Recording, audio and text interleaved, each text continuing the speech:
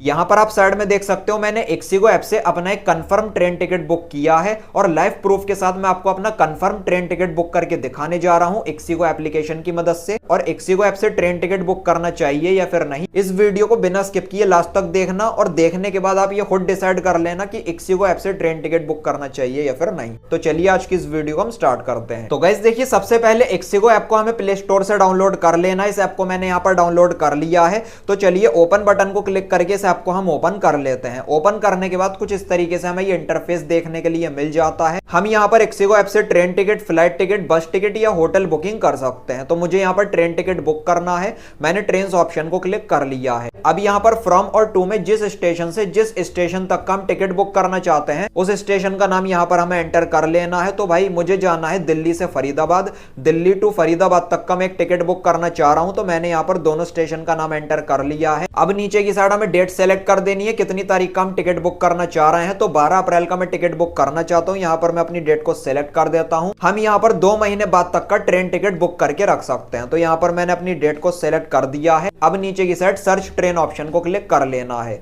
अब गाइस देखिए 12 अप्रैल वाले दिन जितनी भी ट्रेन अवेलेबल होंगी उस दिन वो सारी इस पेज में हमें देखने के लिए मिल जाएंगी। कौन सी ट्रेन में किस क्लास में कितनी वेटिंग है या फिर किस क्लास की सीट अवेलेबल है वो सारी इस पेज में हमें देखने के लिए मिल रही है। यहाँ पर मैं जैसे ऊपर की साइड स्क्रॉल करके किसी ट्रेन में सीट ढूंढ लेता हूं।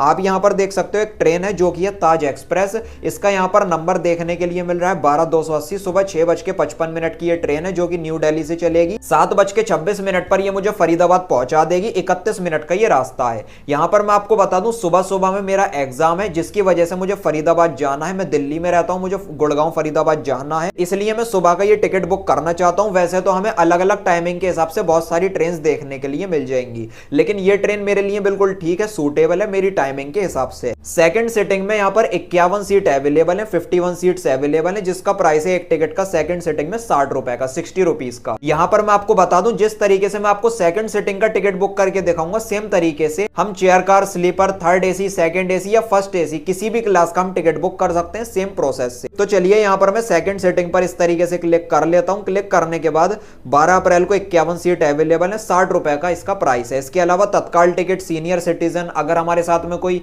बूढ़ा इंसान है, सीनियर सिटीजन है तो यहां पर कर देना है। अगर कोई लेडीज है तो लेडीज यहां पर कर सकते हो। यहां पर मैं चलिए बुक ऑप्शन को क्लिक कर लेता हूं। अब यहां पर ixigo ऐप में हमें लॉगिन करना पड़ेगा। तो लॉगिन करने के लिए मुझे अपने मोबाइल नंबर को एंटर कर देना, उसके बाद कंटिन्यू कर लेना है। हमारे मोबाइल नंबर पर एक ओटीपी आएगा, ओटीपी यहां पर मैं फिलअप कर देता हूं। यहां पर आप देख सकते हो लिखा हुआ सेलेक्ट पैसेंजर। मैंने अपनी डिटेल को इसमें सेव करके रखा है। अगर मैं यहां पर ऐड न्यू पैसेंजर ऑप्शन को क्लिक करता हूं तो यहां पर मुझे अपने नाम को एंटर कर देना है जो भी गवर्नमेंट आईडी में है। इसके अलावा मेरी एज, जेंडर में मेल हूं या फीमेल अपने हिसाब से कर लेना। बर्थ प्रेफरेंस हमें विंडो साइड चाहिए या कोई भी चाहिए, यहां पर मैं विंडो साइड कर लेता हूं। अब नीचे की साइड सेव पैसेंजर ऑप्शन को क्लिक कर लेना है। मेरी डिटेल यहां पर सेव हो चुकी है। इसके अलावा किसी अदर पैसेंजर को भी हम ऐड करना चाहें तो ऐड न्यू पैसेंजर ऑप्शन को क्लिक करके उनकी भी डिटेल को हम फिलअप कर सकते हैं अगर एक से ज्यादा हम टिकट बुक करना चाहते हैं तो। अब यहां पर मेरा मोबाइल नंबर और ईमेल आईडी शो होने लगती है। तो इसी सेम मोबाइल नंबर और ईमेल आईडी पर मेरा जो टिकट है वो आ जाएगा, सेंड कर दिया जाएगा कंपनी की तरफ से। अगर हम मोबाइल नंबर या ईमेल को चेंज करना चाहें तो कर सकते हैं। अब ऊपर की साइड स्क्रॉल कर लेना है। यहां पर लिखा हुआ है get free cancellation and booking modification with assured flash. यहां पर गाइस देखिए हमें कैंसिलेशन का ऑप्शन भी देखने के लिए मिल रहा है। अगर मैं यहां पर 30 रुपीज एक्स्ट्रा पे करता हूं तो मुझे फ्री कैंसिलेशन मिल जाएगी। अगर मैं इस ट्रेन टिकट को कैंसिल कर दूंगा तो 60 रुपए का जो मेरा टिकट का प्राइस है वो मुझे रिफंड मिल जाएगा। लेकिन यहां पर मैं इसको नहीं लेना चाहता, मैं इसको रहने देता हूं। अब नीचे की साइड हमें यहां पर एक ऑप्शन देखने के लिए मिल रहा है प्रोसीड टू पे का, हमें इस ऑप्शन को क्लिक कर लेना है। अब यहां पर हमें अपनी IRCTC की यूजर आईडी को एंटर कर लेना, उसके बाद प्रोसीड ऑप्शन को क्लिक कर लेना है। यहां पर ये फिर से बोल रहा है अगर आप कोई कैंसिलेशन लेना चाहते हैं तो 30 रुपए देकर ले सकते हैं। मैं नहीं लेना चाहता, यहां पर मैं इसको नो कर दूंगा। अब इस तरीके से हमें रिव्यू एंड पे का पेज देखने के लिए मिल रहा है। अब गाइस यहां पर ध्यान दीजिए, हमें एक मेजर डिफरेंस देखने के लिए मिलेगा। क्या मिलेगा आप लोग ध्यान देना। मेरा जो टिकट था वो 60 रुपए था उसका प्राइस, लेकिन यहां पर ये पे करने को बोल रहा है 99 रुपए। अब ये क्यों बोल रहा है, यहां पर मैं जैसे ही आई ऑप्शन को क्लिक करता हूं तो टिकट तो मेरा 60 रुपए का है, ट्रैवल इंश्योरेंस प्रीमियम लग रहा है 45 पैसे पैसे का।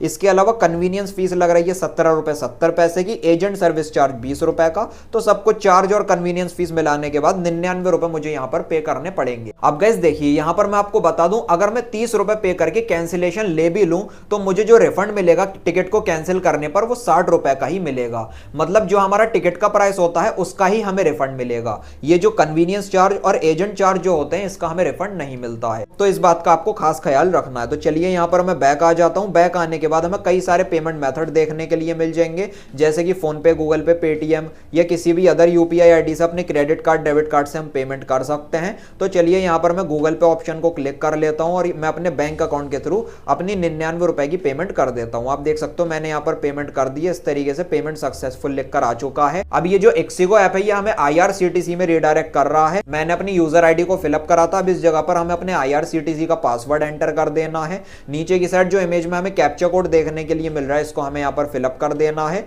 उसके बाद सबमिट ऑप्शन को क्लिक कर लेना है। अभी आप यहां पर देख सकते हो एक्सिगो ऐप से जो मेरा ट्रेन टिकट है वो सक्सेसफुली बुक हो चुका है। यहां पर आप देख सकते हो लिखा हुआ है कंफर्म, D3 मेरा कोच नंबर है, 48 ये हमारी सीट का नंबर है, विंडो साइड मुझे सीट अलॉट हुई है। यहां पर लिखा हुआ है डाउनलोड ई टिकट। इस ऑप्शन को मैं जैसे ही क्लिक करता हूं तो मेरा टिकट भी यहां पर डाउनलोड हो चुका है सेकंड सिटिंग का। इसमें हमारी सभी डिटेल लिखी हुई होती है, पीएनआर नंबर लिखा हुआ होता है।